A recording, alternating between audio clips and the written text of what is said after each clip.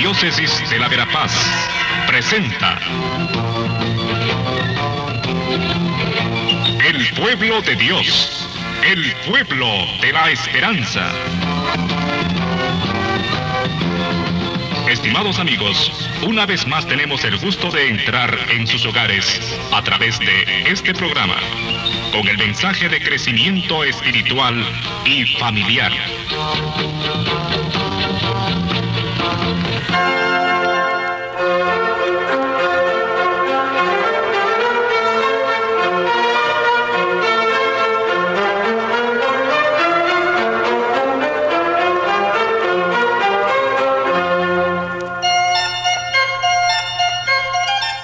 Saludos cordiales, amigos, amigas, en este segundo domingo de la Cuaresma.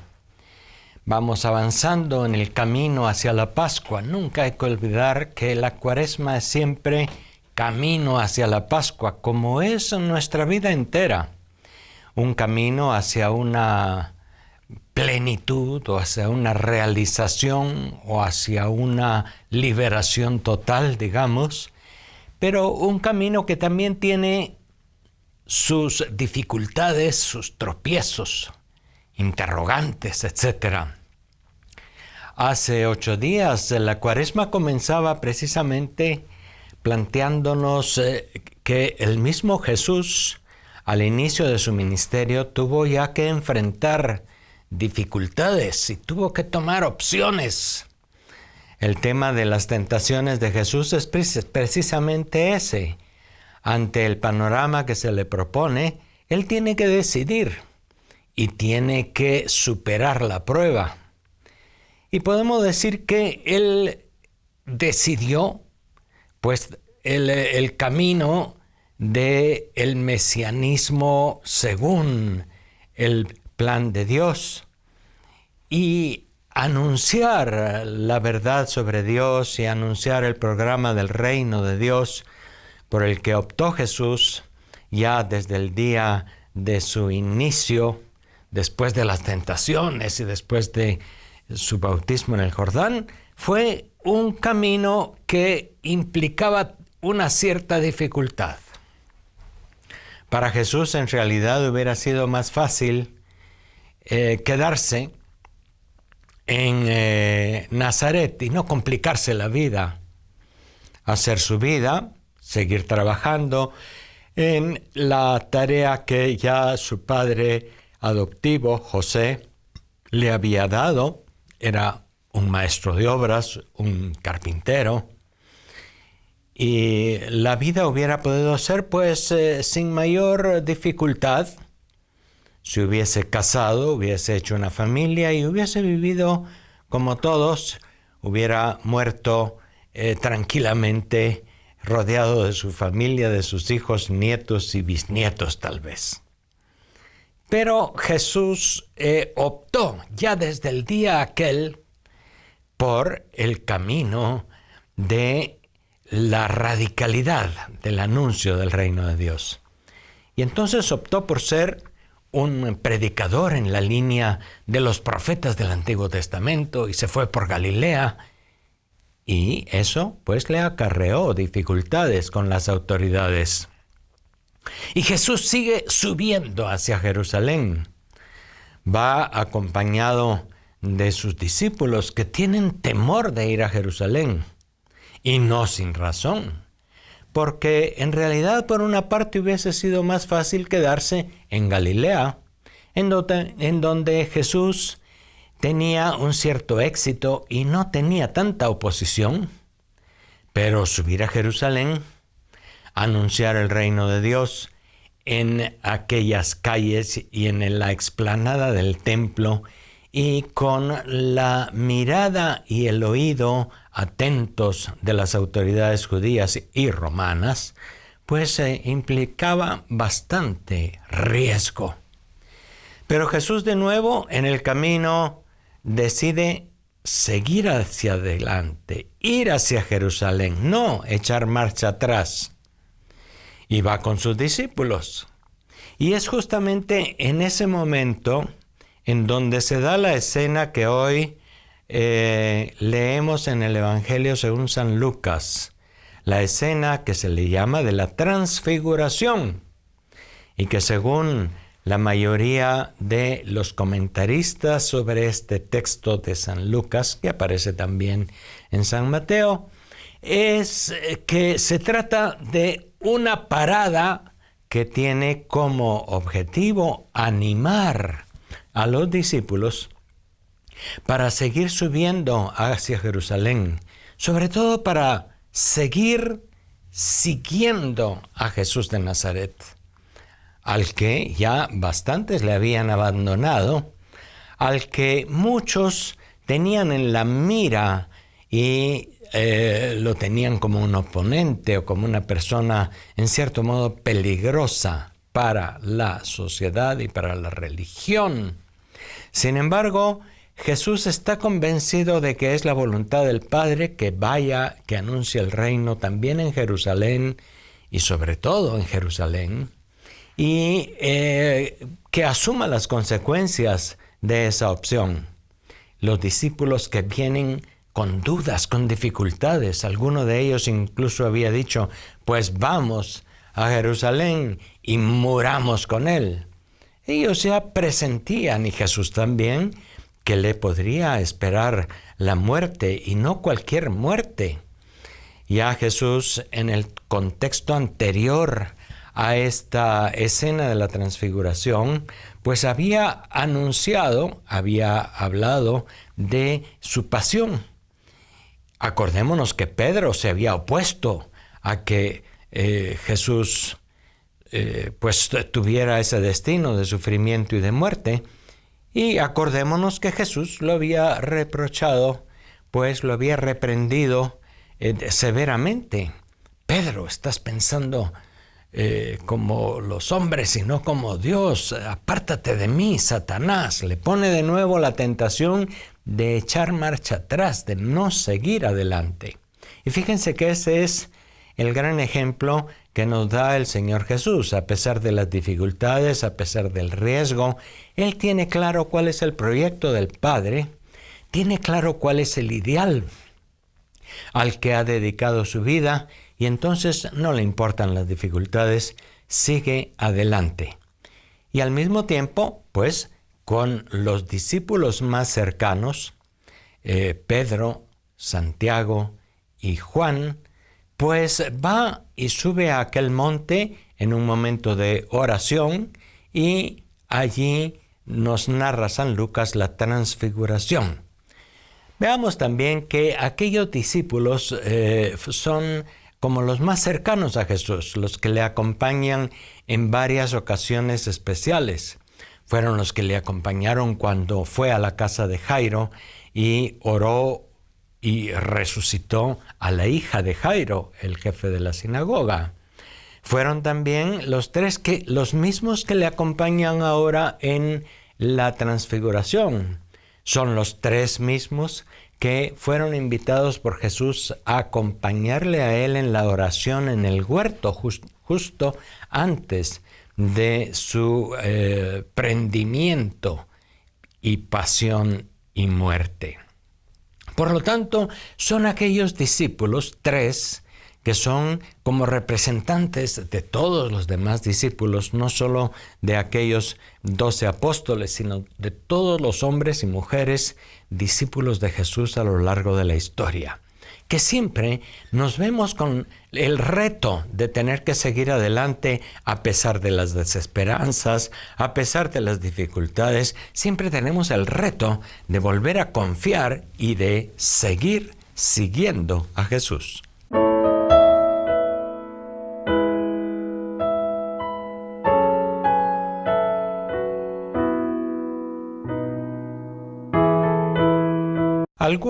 Muchos de los comentaristas de este texto de San Lucas de la Transfiguración nos dicen que se trata de una escena pospascual.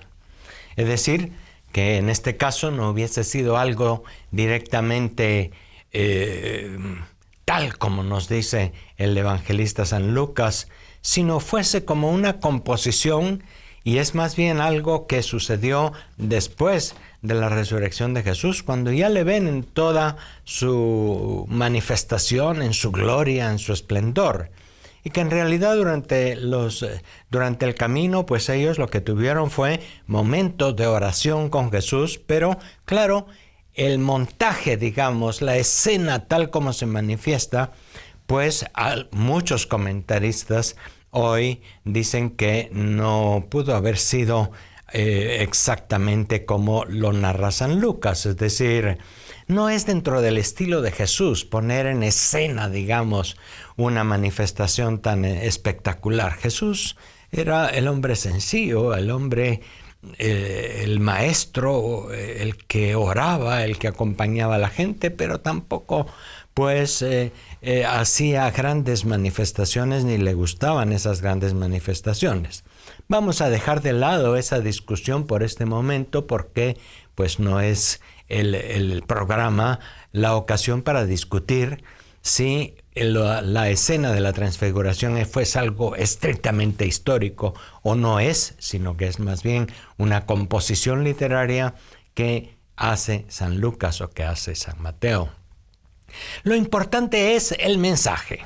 Lo importante es qué es lo que nos quiere decir este encuentro profundo de los discípulos más cercanos con Jesús en el camino hacia Jerusalén y en el camino de la cruz. Sin duda que el mensaje central de la transfiguración es ese: hay que seguir siguiendo a Jesús. Sobre todo porque Él, como nos dice la voz del cielo en ese momento de la transfiguración, es el Hijo amado en quien el Padre ha puesto sus complacencias. Fíjense que es la misma voz que, según la tradición de los evangelios, se escuchó en el bautismo en el Jordán, la voz que sale de la nube, es decir, la voz de Dios, que confirma que Jesús es el Hijo amado. En aquel momento del Jordán, sin duda lo percibió Jesús en lo hondo de su corazón, lo percibió Juan, algunos otros, parece, se dieron cuenta de aquello.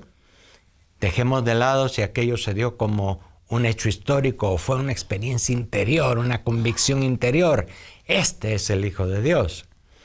Pues eso es importante, porque si vamos a seguir a alguien a pesar de las dificultades, a pesar de los riesgos, a pesar de la incertidumbre, es porque vale la pena seguir a este y porque este, nada más y nada menos, es el Hijo amado del Padre, que se encuentra platicando con toda la tradición del Antiguo Testamento. Fíjense que por eso están las figuras de Moisés y Elías.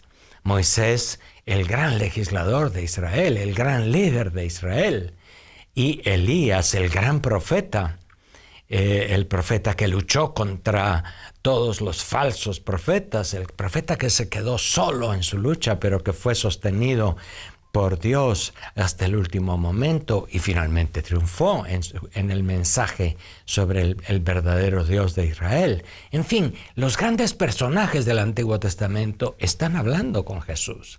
Este Jesús además está en el centro, es aquel al que el Padre dice: este es mi Hijo, escúchenlo. No se trata, por lo tanto, nada más de Jesús de Nazaret, aquel carpintero, es cierto, que después enseñaba con unos grandes chispazos de ingenio, que tenía una gran capacidad.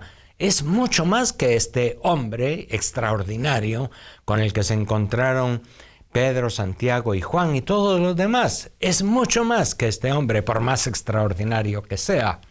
Es el Hijo de Dios, al que también Moisés y Elías, los grandes representantes de toda la tradición de la fe judía del Antiguo Testamento, pues reconocen y dialogan con él. Toda esta escena, pues, independientemente de si fue histórica o no fue histórica, el mensaje está claro. ¿Quién es Jesús de Nazaret al que seguimos? Es el Hijo amado del Padre.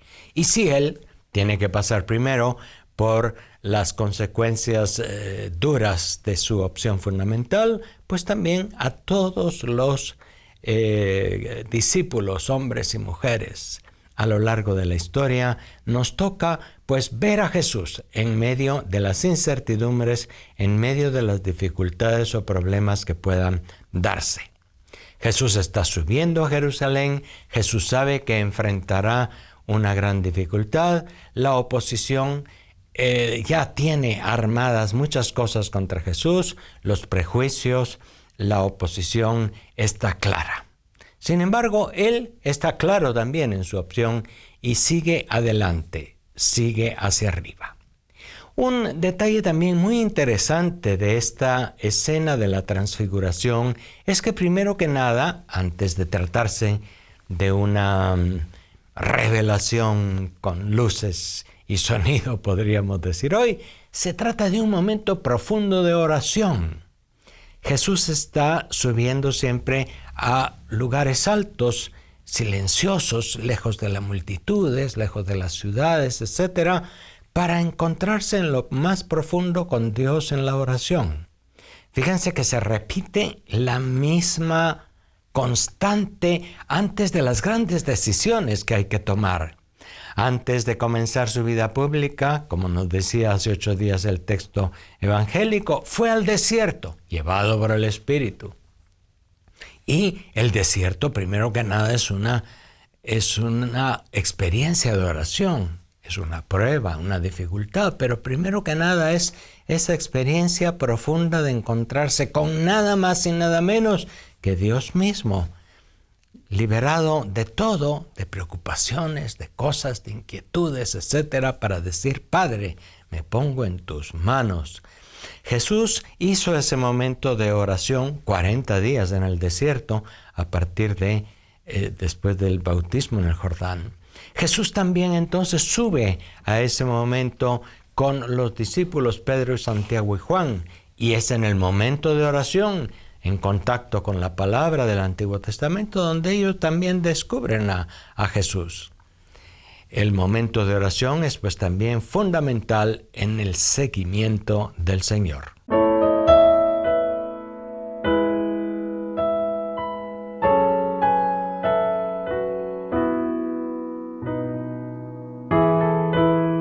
La transfiguración, un momento de parada, un stop en la vida, como quiere ser también el tiempo de Cuaresma que acabamos de comenzar. Un tiempo en el que invitamos a todos y todas a buscar momentos de oración, momentos de encuentro profundo con Jesús. Sin esos momentos es imposible seguirle a Él con perseverancia, puesto que las dificultades aparecen todos los días de la vida, como las tuvo Jesús, como las tuvieron también los discípulos. Es necesario profundizar en momentos de auténtica oración, y subrayo, auténtica, quiere decir momentos de silencio, de un encuentro desnudo, digamos así, ante Dios y ante su palabra, sin muchos textos, sin muchas palabras, sin muchos gestos. La oración, el silencio, el encuentro directo con Dios Padre, con Jesús mismo, movido por el Espíritu. Eso es la oración cristiana que sostiene sin duda en medio del caminar y en medio de las dificultades de la vida. Es necesario que en el tiempo de Cuaresma nos encontremos en primer lugar con la palabra. A partir de la palabra reflexionamos, pensamos un poco, pero ese partir de la palabra nos debe llevar a la oración, a momentos silenciosos, a momentos de encuentro con el Padre. Jesús oró en el desierto, Jesús oró en la subida a Jerusalén, en este momento del monte Tabor, según parece, oró en el huerto de los olivos antes de su pasión, e invitó a los más cercanos discípulos a velar y orar con él. A los discípulos les viene el sueño, a los discípulos les viene las ganas cuando despiertan de simplemente quedarse en un lugar tranquilo sin seguir caminando. Tampoco eso es correcto.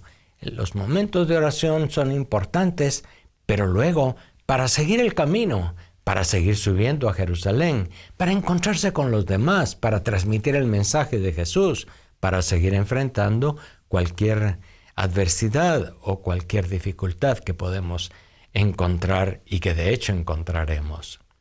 La oración es pues otro de los elementos esenciales en el tiempo cuaresmal, a partir del cual pues fortalecemos nuestro conocimiento de Jesús, nuestro seguimiento de Jesús y por lo tanto también nuestro compromiso con los demás y con el programa de Jesús, su reino.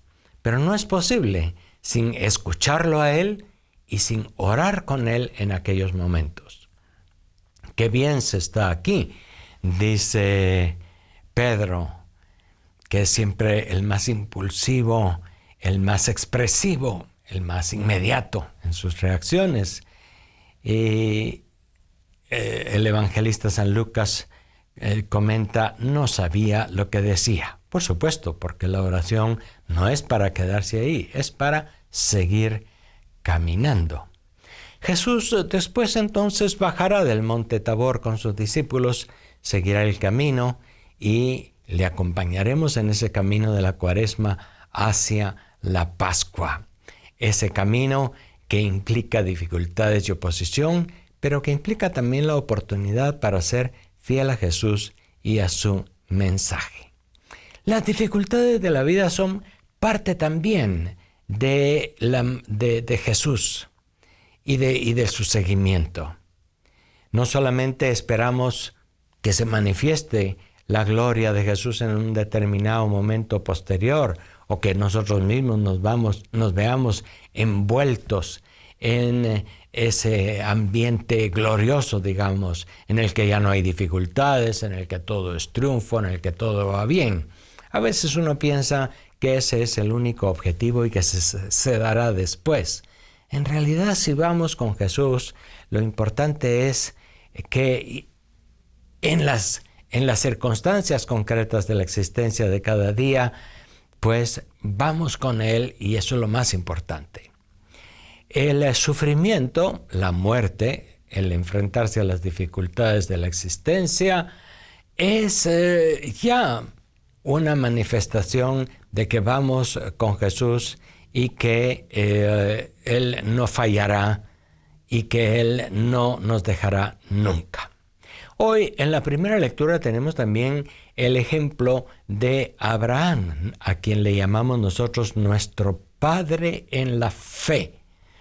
Aquel que recibió de Dios en el Antiguo Testamento la promesa de que su descendencia sería tan numerosa como las estrellas del cielo. Y Abraham miró aquellas estrellas numerosísimas en una noche, sabiendo que él era anciano y estéril. Sin embargo, creyó y esperó. Y nosotros hoy, miles de millones de creyentes, podemos decir a lo largo de la historia, somos hijos de Abraham. De manera que Abraham es el padre en la fe en el sentido de que fue el que confió en la palabra, en la promesa del Padre, de Dios, el que siguió adelante a pesar de las dificultades y las pruebas, incluso la prueba de ofrecer a su hijo mismo en sacrificio, pero Abraham fue fiel hasta el final y por eso su descendencia es verdaderamente numerosa como las estrellas del cielo. No se pueden, pues, dejar de lado las dificultades del camino. No las dejó Jesús. Les invitó a los discípulos a no dejar de lado las dificultades, sino a enfrentarlas. Y San Pablo, hoy en la segunda lectura, en la carta a los Filipenses, también nos dice que hay quienes caminan como enemigos de la cruz de Cristo. Es decir, aquellos que quieren dejar de lado las dificultades, no enfrentar las dificultades. El seguimiento de Jesús, pues, implica llevar la cruz. Esa es una de las dificultades fundamentales que encontraron los mismos discípulos. Que bueno, nos invita a seguirle y no nos invita simplemente a triunfar y a tener éxito y a dominar sobre los demás. Nos invita a llevar la cruz detrás de él y a pasar por las dificultades que implica anunciar el reino siguiéndole a él.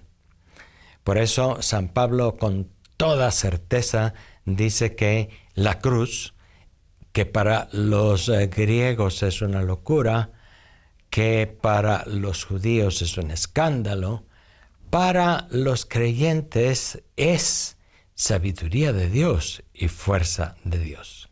Podemos decir que en el camino hacia Jerusalén, en donde le esperaba la prueba mayor y la cruz, Jesús pues confió tremendamente en el Padre. No fue solamente el momento de la crucifixión. A lo largo de su existencia se había entrenado, podemos decir así, para llevar la cruz, para hacer frente a las adversidades con la confianza en el Padre que él tenía de una manera muy particular. Yo pienso que eso es todo lo que podemos sacar, y quizá más, mucho más, de esta escena de la transfiguración que se nos presenta en el camino de la Cuaresma, en el camino de la subida a Jerusalén, con la riqueza de la palabra de Dios que escuchamos el domingo, con la invitación constante a la oración y al compromiso cristiano. La palabra tiene siempre esta gran riqueza y podemos escarbar y sacarle siempre un poco más. Muchas veces coinciden estos textos del Antiguo Testamento con el texto del Evangelio. Algunas veces no coinciden perfectamente, sobre todo la segunda lectura, pero en general en la primera lectura y el Evangelio sí hay una conexión. Hoy la conexión es esa. Abraham, hombre de fe, y Jesús, hombre de completa fe y de completa confianza en el Padre. Pedro, Santiago y Juan, invitados a la confianza, a escucharle a él, a seguir adelante a pesar de las dificultades. Pablo, que habla de saber llevar la cruz y de ver la cruz ya como la glorificación de Jesús, sino únicamente como un castigo, como una desgracia, como una dificultad. Es un mensaje que también el apóstol San Juan entendió de una manera muy particular. Así pues, avanza el camino de la Cuaresma hacia la Pascua, camino que ya de por sí es muy válido, es ir haciendo una vida nueva en medio de las dificultades, en medio del caminar y de la vida diaria. Podemos ver las cosas con unos ojos diferentes, los ojos de la fe. Hasta la próxima. Gracias por su atención.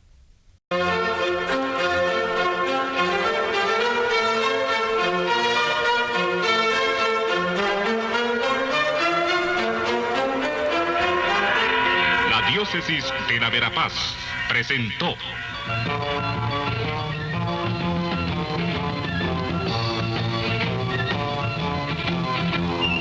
El pueblo de Dios, el pueblo de la esperanza.